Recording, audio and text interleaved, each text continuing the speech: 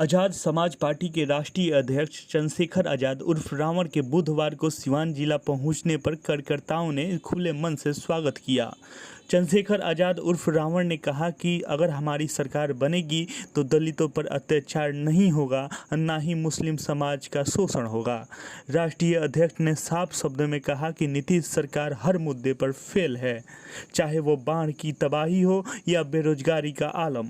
उन्होंने कहा कि नीतीश सरकार दलितों की मौत पे सरकारी नौकरी देने का वादा तो कर रही है और दूसरी तरफ निजी सारे क्षेत्रों को निजीकरण कर रही है, तो कैसे देगी सरकारी नौकरी। साथ में उन्होंने बताया कि उनकी पार्टी सभी सीटों के लिए चुनाव लड़ने की तैयारी कर रही है। देखिए, अभी हम लोग सिवान में हैं और बिहार में जिस तरह की समस्या है उनसे रूबरू हो रहे हैं, क्योंकि अगर आप कल ताकतवर होते हैं तो आपको ये भी पता होना चाहिए कि आपको क्या क्या मुद्दों पे काम करना है। तो बिहार में तमाम तरह की समस्याएं हैं और अभी जो सबसे बड़ी समस्या है वो दलित सुरक्षा की बनी हुई है कि यहाँ पे जो है दलितों पे बहुत अत्याचार हो रहे हैं और इन सब हत्या के जिम्मेदार जो हैं वो मुख्यमंत्री हैं, क्योंकि उनके राज में सब चीज़ें हो रही हैं और झूठ बोल बोल के उन्होंने वादे किए जनता से, उन वादों पे खरे नहीं उतरे। पिछले 15 साल की सरकार उनकी रही है, तमाम तरह के वादे किए गए लेकिन आज तक गरीबी नहीं मिटी। और जो एक छोटी समस्या बाढ़ की थी जिससे हर बार हजारों लोग लाखों लोग प्रभावित होते हैं, उस पर काम नहीं किया गया। तो इससे स्पष्ट होता है कि उनकी नीति जो है और उनकी नीयत जो है वो जनता के प्रति, गरीबों के प्रति अच्छी नहीं है। ना वो उनको न्याय देना चाहते हैं, ना ही वो उनकी व्यवस्था को मजबूत करना चाहते हैं। तो मैं बिहार में घूम रहा हूँ, बिहार के लोगों से बात कर रहा हूँ, बिहार की समस्याओं को जान रहा हूँ, संगठन की मजबूती का ध्यान रख रहा हूँ। अगले एक हफ्ते बाद जो है प्रत्याशियों की घोषणा जो एक बड़ी प्रेस कॉन्फ्रेंस करके बिहार में पटना में की जाएगी। लेकिन जिस तरह से यहाँ दलितों पर अत्याचार हो रहा है उस बात को, और जो दलितों में जो उबाल है वो स्पष्ट करता है कि इस बार डबल इंजन की सरकार जो है वो सत्ता में नहीं आएगी। दलित पूर्ण रूप से मन बना चुका। मैं यही चेक कर रहा था कि क्या कुछ चल रहा है। हमारे नौजवान मन बना चुके हैं कि अब वो इस गुलामी से, अत्याचार से मुक्ति चाहते हैं। मुख्यमंत्री नीतीश कुमार ने ये कहा है कि अगर दलित वर्ग के किसी आदमी की हत्या होती है तो उसके परिवार को सरकारी नौकरी दी जाएगी, क्या कहेंगे इसका? मैं 10 मामलों तो मैं तो खुद आ चुका हूँ बिहार में। पहली बात तो यह है कि उनके जो गुरु हैं, उनके जो मुख्य आदमी बैठे हुए हैं जिनकी सरकार के साथ गठबंधन उनका है, वो सरकारी डिपार्टमेंट खत्म कर रहे हैं, निजीकरण कर रहे हैं। तो जब सरकारी डिपार्टमेंट रहेंगे नहीं तो सरकारी नौकरी कहाँ से देंगे? ये दलितों को ठगने के लिए उन्होंने इंतजाम किया है। दूसरी बात यह है कि जो इतने मामले में पहले उन्हीं में न्याय दिला दीजिए। आप आगे की बात कर रहे हैं या आप आगे के बारे में सोच रहे हैं कि दलित वोट करे तो फिर उनको जो है क्या क्या प्रभावी बात कही जाए। अब वो चाहते हैं कि दलित अपने बाप की हत्या करे और नौकरी ले ले। दलित समाज के लोग स्वाभिमानी हैं, संघर्षशील हैं, वो अपनी मेहनत से नौकरी लेते हैं। तो मैं ये स्पष्ट कर दूं कि दलित समाज के लोग उनके बहकावे में नहीं आने वाले हैं। अगर उन्होंने न्याय दिया होता, दलितों को सुरक्षा की ज़्यादा जरूरत है, न्याय की ज़्यादा जरूरत है, नौकरियों की जरूरत है, लेकिन हत्या करके नौकरी की जरूरत दलितों को नहीं। ये यात्रा का मुख्य वजह क्या है? कोई चुनाव से जोड़ के इसको देखा जाए? देखिए, बिहार में चुनाव है और मैं चुनाव समर में यहाँ हूँ तैयारी देखने के लिए कि संगठन की मजबूती कहाँ कहाँ पर है। हम सभी सीटों पर तैयारी करवा रहे हैं और फिर जैसा होगा, जैसे मैंने कहा कि अब से 7 या 8 दिन बाद, एक हफ्ते बाद जो है प्रेस कॉन्फ्रेंस करके पटना में कैंडिडेटों का जो है की है घोषणा की जाएगी। पार्टी सिर्फ दलित को लेकर चुनाव लड़ेगी या और भी कुछ मुद्दे होंगे? अभी तो मैंने जो प्रेजेंट टाइम में चल रहा है उसकी बात आपसे रखी है। जब चुनाव होगा तो सारा मैनिफेस्टो आपके सामने रखा जाएगा। सबसे ज़्यादा जरूरी बिहार में रोजगार है, रोजगार से बुरा हाल है, लेकिन सरकार को कोई फिक्र नहीं है। जैसा मैंने कहा कि बाढ़ की एक बड़ी समस्या ये, मतलब उस पीरियड में और उससे जो बीमारियां पैदा होती बाढ़ जाने के बाद, सरकार का कोई ध्यान नहीं है। यहाँ अस्पतालों की व्यवस्था खराब है, सड़कों की व्यवस्था खराब है, यहाँ रोजगार नहीं है, यहाँ तमाम तरह की जो है घोटाले हैं।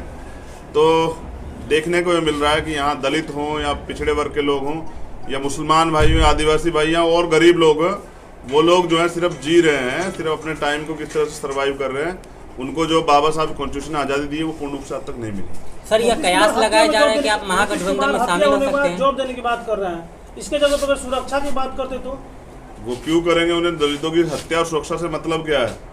वो दलितों के दर्द को समझने के लिए दलितों का जीवन जीना जरूरी है। वो नीतीश कुमार जी ने नहीं देखा। जिस तरह का अपमान दलित एक बार के जीवन में सहता है, स्वाभिमानी दलित 100 बार कम से कम मरता है एक बार के जीवन में। तो वो हम अच्छी तरह, क्योंकि हम उस वर्ग से आते हैं, उस दर्द को अच्छी तरह समझते हैं और इसीलिए हम जनता को तैयार कर रहे हैं कि ऐसे झूठे लोगों को जवाब दें। सर, यह कयास लगाया जा रहा है कि पार्टी महागठबंधन में शामिल हो सकती है। जो भी कुछ होगा, मैंने कहा कि अगले हफ्ते कैंडिडेट का डिक्लेरेशन है, सब चीज़ें आपको जो है बताई जाएंगी। प्रयास किया जाएगा कि बिहार में झूठी घोटाले वाली सरकार को, कुर्सी कुमार की सरकार को रोक दिया जाए। तो अब यादव का सर स्टेटमेंट है कि अगर बिहार में कोई मुख्यमंत्री बने तो दलित चेहरा है। देखिए, लोकतंत्र है, सबको अपनी बात को रखने की आज़ादी है। तमाम लोग रख रहे हैं, जैसे झूठ पर ये हमारे कुर्सी कुमार बोल रहे हैं, तो कोई सच भी बोल सकता है और कोई सच भी बोल सकता है, तो कोई अपनी बात को रख भी सकता है, तो सबको आज़ादी, इसमें मैं कुछ नहीं कहता। अपने पार्टी से, आपकी पार्टी से उम्मीदवार कौन होंगे सिवान के? जो उम्मीदवार होंगे आपको बताया जाएगा। उम्मीदवार को ऐसी चीज़ थोड़ा जिसको छिपाया जाए, सिवान तो में बताया कोई जाएगा। और उसके सभा- तमाम पोस्टर लेंगे, आपको हर गली चौराहे पर उसके पोस्टर भी लगे दिखेंगे। उसके कार्यकर्ता डंडे झंडे के साथ आपको संघर्ष करते हुए दिखाई देंगे। और जब हमारा विधायक सिवान में होगा तो फिर कोई किसी दलित पे, मुसलमान पे, कमजोर पे अत्याचार नहीं कर पाएगा। अत्याचार करने से पहले अत्याचारी को 1000 बार सोचना पड़ेगा, वरना इलाज भी हो सकता है। मूंछों पर ताव रखने के लिए आप जाने जाते हैं, वैसे में क्या लगता है इस बार बिहार विधानसभा चुनाव में भी अपनी ताकत को अच्छे से दिखाएंगे? देखिए, मैं पूरा प्रयास कर रहा हूँ, क्योंकि यहाँ क्या है कि तमाम जगह समस्या है। बहुत सारी जगह तो बाढ़ से क्षेत्र डूबा हो, सब जगह नहीं पहुँच पा रहे हैं, लेकिन जहाँ जहाँ पहुँच पा रहे हैं वहाँ जनता को तैयार कर रहे हैं। बाकी और प्रयास करेंगे, जैसे जैसे चुनाव आगे बढ़ेगा बहुत तेजी बरतेंगे। सिवान में किस तरह का कार्यक्रम है आपका? कार्यक्रम आप अब देख लीजिएगा, साथ रहिएगा। धन्यवाद।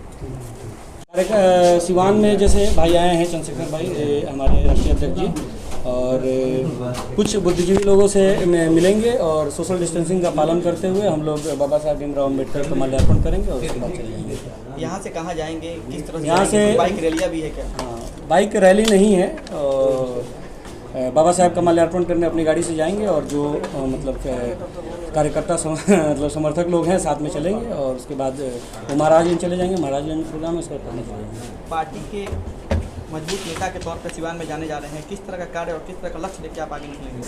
देखिए, सिवान को बदलने का हमने एक संकल्प लिया है, और जो ये 30 साल से सिवान झेल रहा है, तुम नहीं तो मैं नहीं तो तुम, और लोगों के, सिवान के लोगों के लिए जो विकल्प छोड़ा है पॉलिटिकल पार्टीज़ ने, ये एक राजतांत्रिक सिस्टम इन्होंने बना दिया है कि बड़ी पार्टियों ने जिस कैंडिडेट को डिक्लेयर कर दिया वही कैंडिडेट बनेगा, दूसरा कोई नहीं बनेगा। तो ये नहीं होने वाला है। अब सिवान की जनता आज बता देगी सबको कि जनता नेता चुनती है, पॉलिटिकल पार्टी नेता नहीं बनाती है। सभी साथियों को जय हिंद। सिवान के सभी जनता को जो आपके माध्यम से सुन रही है, सभी लोग को मेरी तरफ से क्रांतिकारी जय हिंद। मैं यही बोलूँगा कि भाई का बिहार का दौरा है, और आप सभी लोग जिस तरीके से प्यार किए हैं भाई को और भीम आर्मी को मजबूत किए हैं, और उसी तरीके से हमारी जो पॉलिटिकल विंग है उसको भी मजबूत करें, तभी जा कर के हम जो है शासक बनेंगे, और शासक बनेंगे तो सभी को न्याय मिलेगा, सभी को शिक्षा मिलेगा, सभी को सुरक्षा मिलेगा। सिवान जिला में किस तरह का कार्यक्रम आपका आज है? देखिए, आज तो भाई दौरे पे हैं, तो हमारे सिवान में भी आए और आकर के सभी लोगों से मिलने के लिए आए हैं। उसके बाद माल्यार्पण होगा, माल्यार्पण होकर के तो कहाँ पे माल्यार्पण होगा? बाबा साहब की जो प्रतिमा है गोपालगंज मोड़ पे, अम्बेडकर चौक।